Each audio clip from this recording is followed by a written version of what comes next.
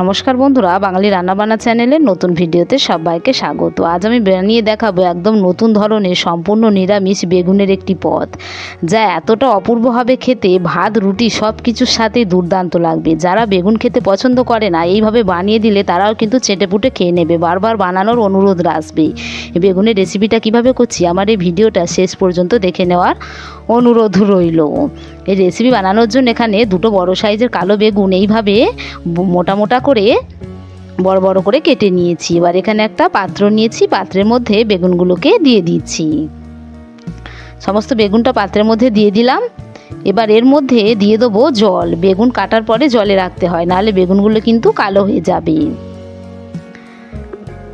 এবার এখানে আমি কয়েকটা আলুও এইভাবে বড় বড় করে কেটে পরিষ্কার করে ধুয়ে নিয়েছি। এবার গ্যাসে কড়া গরম করতে বসিয়ে দিয়েছি। কড়ার মধ্যে দিয়ে দিচ্ছি পরিমাণ মতন সাদা তেল। সাদা তেল বা সরষের তেল দুটোতেই করা যেতে পারে। দিয়ে দিচ্ছি অল্প একটু লবণ আর দিয়ে দেবো অল্প একটু হলুদের গুঁড়ো। এবারে তেলটাকে ভালোভাবে গরম করে নেব। তেলটা ভালোভাবে গরম হয়ে গেলে জল থেকে তুলে বেগুনগুলোকে তেলের মধ্যে দিয়ে দিচ্ছি। বেগুনটাকে কিছুক্ষণ এইভাবে ভেজে নেব। বেগুনের বিভিন্ন রকম রেসিপি আমরা খাই, তবে এটা অবশ্যই একবার বানিয়ে দেখবেন, সম্পূর্ণ অন্য ধরনের দুর্দান্ত লাগবে খেতে। ঢাকা দিয়ে এইভাবে বেগুনটাকে কিছুক্ষণ ভাজা ভাজা করে নেব। ফিরে আসছি কিছুক্ষণ পরে। একদম ভেজে কিন্তু নরম করে নেব না, একটু গায়ে আঁচ খেলে বেগুন ভাজা হয়ে যাবে। যেহেতু এটা আমি রান্না করব, কিছুক্ষণ এইভাবে একটু ভাজা ভাজা করে নিয়েছি। দেখুন বেগুনের গাগুলো একটু কালার অন্যরকম হয়ে গিয়েছে। এবারে এটাকে একটা পাত্রের মধ্যে তুলে নিচ্ছি। বেগুনের এই রেসিপিটা অবশ্যই প্রত্যেকে বানাবেন, কেমন হয়েছে কমেন্টে আমাকে লিখে জানাবেন। তুলে নেওয়ার পরে ওই তেলের মধ্যেই দিয়ে দিচ্ছি কেটে ধুয়ে রাখা আলুটাকেও।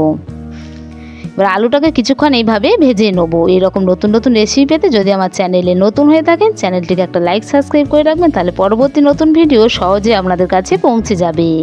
আলুটাকে ঢাকা দিয়ে ভেজে নেবো। ততক্ষণ এদিকে একটা মশলা করে নেব। তার জন্য একটা মিক্সারের বাটি নিয়েছি। মিক্সারের বাটির মধ্যে দিয়ে দিচ্ছি কয়েক টুকরো আদা, কয়েকটা কাঁচা লঙ্কা আর কিছু ধনেপাতা। বেগুনের এই রেসিপিটা আমি এক অন্যরকমভাবে বানাবো, যা এতটা অপূর্ব হবে। এবং একটা স্পেশাল জিনিস আমি এতে ব্যবহার করব। এটাকে পেস্ট করে নিয়েছি। পেস্টটা কিন্তু একেবারে মেতা করিনি, একটু দেখুন আধ ভাঙা অবস্থাতে আছে। দেখে বোঝা যাচ্ছে পেস্টটা ঠিক কেমন হয়েছে। এইভাবে পেস্টটাকে করে নিতে হবে, কি শিলনোড়াতে ওটা থেতো করে নেওয়া যেতে পারে। এবার ফিরে আসছি আলু কড়াতে। দেখুন আলুটা ভালোভাবে ভাজা হয়ে গিয়েছে। তুলে নিয়ে এবার ওই তেলের মধ্যে দিয়ে দিচ্ছি অল্প একটু কালো জিরা আর একটা তেজপাতা আর একটা শুকনো লঙ্কাকে ফাটিয়ে দিয়ে দিলাম। এবারে যে বাটা মশলাটা করে রেখেছিলাম সেইটাকে এর মধ্যে দিয়ে দিচ্ছি। এবার মশলাটাকে কিছুক্ষণ একটু ভাজা ভাজা করে নেব। মশলাটা কিছুক্ষণ ভাজা ভাজা করে নেবার পরে একটা পাকা টমেটো ছোটো ছোটো করে কেটেছিলাম দিয়ে দিলাম, একটু লবণ দিয়ে দিচ্ছি, তাতে টমেটোটা তাড়াতাড়ি নরম হয়ে যাবে। বেগুনের এই রেসিপিটা ভাত রুটির সঙ্গে কিন্তু দুর্দান্ত হয় খেতে। এবার দিয়ে দিচ্ছি হলুদের গুঁড়ো, লঙ্কার গুঁড়ো, জিরার গুঁড়ো, ধনের গুঁড়ো আর অল্প একটু জল দিয়ে দিলাম। দিয়ে এবার মশলাটাকে কিছুক্ষণ কষিয়ে নেব। এইভাবে বেগুনটা একবার বানিয়ে দেখবেন, এতটা লোভনীয় হয়, দেখতেও যেরকম সুন্দর, খেতেও সুন্দর। কালারের জন্য একটু কাশ্মীরি লঙ্কার গুঁড়ো ব্যবহার করলাম, এটা চাইলে নাও দেওয়া যেতে পারে। এবার মশলাটাকে কিছুক্ষণ কষিয়ে নিচ্ছি, মশলা থেকে তেল ছেড়ে আসা পর্যন্ত। এবারে ভেজে রাখা আলুটাকে এর মধ্যে দিয়ে দিলাম। আলুটাকে মশলার সঙ্গে ভালোভাবে কষিয়ে নেবো। বেগুনটা কিন্তু আলুর সঙ্গে দেওয়া যাবে না, বেগুন যেহেতু আগেই ভাজা আছে আর বেগুন নরম হয়, তাই আলুর সঙ্গে দিলে বেগুনটা কিন্তু ঘেঁটে যাবে। তাই আলুটাকে মশলার সঙ্গে কিছুক্ষণ কষিয়ে নেবো ঢাকা দিয়ে দিয়ে, তাতে আলুটাও ভালোভাবে সিদ্ধ হয়ে যাবে। ফিরে আসছি কিছুক্ষণ পরে। দেখুন আলুটা মোটামুটি ভালো রকমই সিদ্ধ হয়ে গেছে। একটা কেটে দেখাচ্ছি, দেখুন কীরকম সিদ্ধ হয়ে গেছে। এবারে ভেজে রাখা বেগুনটাকে এর মধ্যে দিয়ে দিচ্ছি। দিয়ে এবার ভালোভাবে সব কিছুকে কষিয়ে নেব। এই রেসিপিটাতে আমি কিন্তু কোনো রকম ঝোল রাখবো না, একটু শুকনো হলে এটা রুটির সঙ্গে খেতে সুন্দর হয়, ভাতের সঙ্গেও সুন্দর লাগবে খেতে।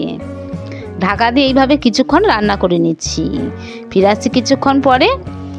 তরকারি একদম রেডি হয়ে গেছে। শেষে দিয়ে দিচ্ছি অল্প একটু চিনি আর দিয়ে দিচ্ছি পাতিলেবুর রস।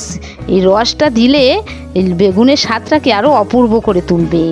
এবার ভালোভাবে সব কিছুকে আবার একটু নাড়িয়ে নিচ্ছি। ঝাল মিষ্টি টকটকে বেগুনের রেসিপিটা এতটা অপূর্ব লাগবে খেতে, কতটা লোভনীয় হয়েছে তা দেখেই বোঝা যাচ্ছে। গ্যাসটাকে বন্ধ করে দিলাম। এবার একটা পাত্রের মধ্যে পরিবেশন করে দেখাচ্ছি। দেখুন হয়ে গিয়েছে আমার বেগুনের রেসিপি। ফিরাচ্ছি পরবর্তী নতুন ভিডিও নিয়ে। ততক্ষণের জন্য প্রত্যেকে ভালো থাকবেন।